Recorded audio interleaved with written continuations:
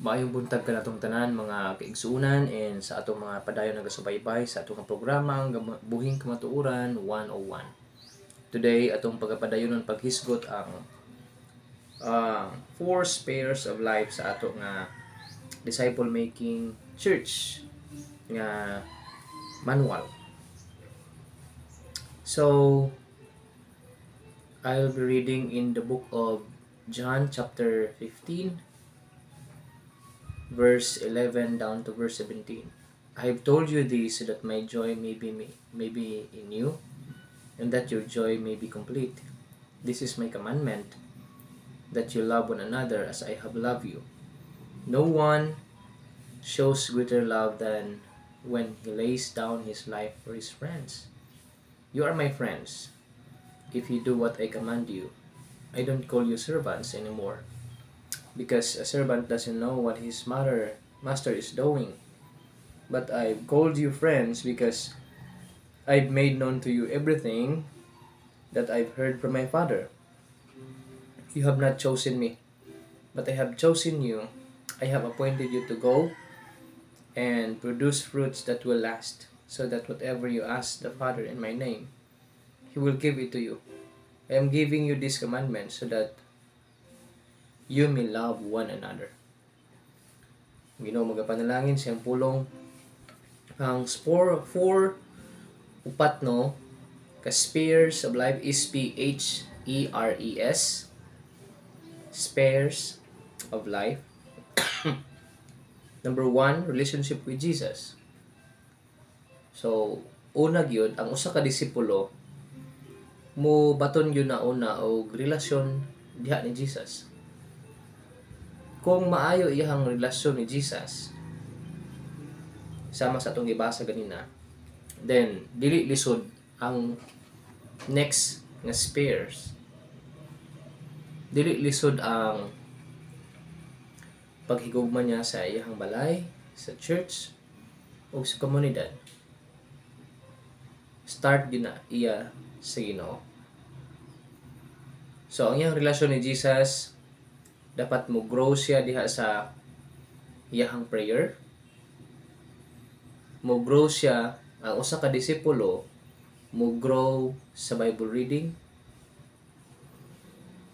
Mo grow sa iyahang devotion.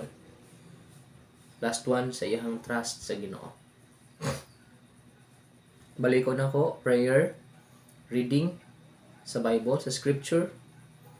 Gani yun sa pulong sa Ginoo, public reading, dunay public reading sa scripture.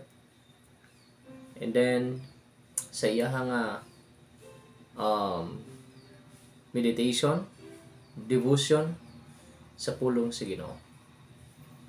Dili pwede nga disipulo ka ni Jesus pero wala kay basa-basag Bible. Basin dili ta disipuloan ni Jesus.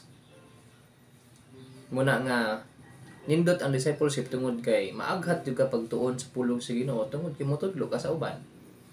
It could benefit you first. Una, ikaw ang makabenepisyo. Tungod kay mo grow ka. Imo mang i-push through. Tungod kay musulti man ka sa uban. Unya di ito sulti ka sa uban, unya di ito ikaw wala kay basa-basag Bible. Ga-disciple ta unya kita da ito wala tito basa-basag Bible. Ga-advise ta sa uban unya di ito kita da adviseanan. So lisod na siya. Then sa ato nga prayer time. So dili maayo nga diin wala ta ampo-ampo. Dili pud maayo. Kita pud wala pud tay apil-apil or prayer meeting. So ang usa ka disciple dapat ga-grow sa iyang relasyon diha sa Ginoo. No matter what happen, bisan pag magkinaon sa ang church, bisan pag magkinaon sa ang kalibutan, dili gyud na siya magundang tungod kay ang iyang relasyon nakatagsok, anchored diha kang Jesus Christ. Dili sa uban. Ang iyang mentor or let's say ang iyang disciple maker or ang iyang teacher, instrumento na siya para nga mo-grow siya. Muna ang realidad. Muna nga daghan ang mga Kristiyanon karon nga luuran tungod kay wala sila madisipulo. gamay ka diskurahe, gamay ka mga makita ng mga sayop, padakon, di na makita sa church. Muna siya ang lisod. So, muni ang una nga spare, relationship with Jesus. Number 2, relationships in the home. Imong balay. Nga diin mo grow ka sa imong relasyon da sa balay. Kay lisod man na nga naa kay maayong relasyon sa Ginoo. Unya sa inyong balay wala. Imong asawa, kung na kay asawa, imong amahan, maayo imong pagtatar sa imong amahan, dili kay imong ginakasab-an imong amahan. Bisan pag pamilyado na ka, na kay anak, still anak paghapon ka. As long nga buhi pa imong amahan. So respetuon nimo siya. Inam imong inahan. So imong relasyon sa imong inahan. Or sa imong manghod, or sa imong mga anak. Kung wala kay anak, imong mga manghod. Kumusta imong relasyon? Dapat change. Nausab gyud na, dili kay maurag gyapon. Kung sa una pala away ka mo, karon maurag gyapon. Kung sa una isog ka sa inyong balay karon, isog ra gyapon, iniguli. Then sa imong finances, dapat maayo ka mo-handle. Then sa imong pagkaulitaw, pagkadalaga, dapat imong ginakip. Kung dili naman gani ta pure, then i-reserve nimo unsa ang nahabilin. Di na lang po nimo na patuyang-yangan. That's the truth. You are saved. Gi-save ka sa Ginoo, though you have that experience, pero gi-save ka sa Ginoo, then you should keep that. Tungod kay gi-value ka sa Ginoo. Then, relationship with God's family or church. Posisyon nimo sa body, imo na siyang i-cherish. Imong posisyon sa church or imong mga kauban sa church. Then, kay ability, ipagamit nimo sa Ginoo. Kung maayo ka mo kanta, ipagamit nimo sa Ginoo. Ayaw pugi-pugi kung naa ka na nga abilidad. Kay basin og kuhaon na sa Ginoo. Then sunod, kung unsay mga gasa sa Ginoo sa imuha, observing, evangelism, so imo nang ipagamit sa Ginoo. Loving the family of God. Conflict resolution. Kung naay mga conflict, no, anaron gyud nga sulbahon. Dili gyud padakon. Dili gyud ihatod-hatod ang mga istorya, tabi diri, tabi dito, ayaw. Kamong duha, kung kinsay nalainan, istorya gyud mo. Ayaw gyud sa ihatod sa uban, ako ba nalain nimo na Ayaw. Kung kinsay imong naistoryahan, nalainan, kung nakasala sa imuha, diretso sa siya. I-confront sa siya.